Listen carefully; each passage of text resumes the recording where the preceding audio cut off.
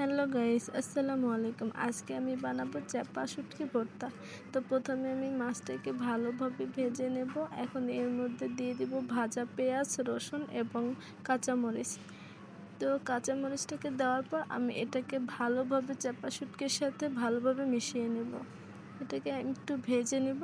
ভেজে নেওয়া হয়ে গেলে এর মধ্যে দিয়ে দেব আমি ধনেপাতা কুচি।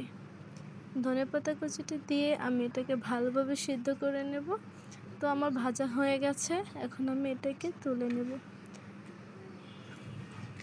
এটা ঠান্ডা হয়ে গেলে এটাকে আমি পাটায় বেটে ভর্তাটা বানিয়ে নেব।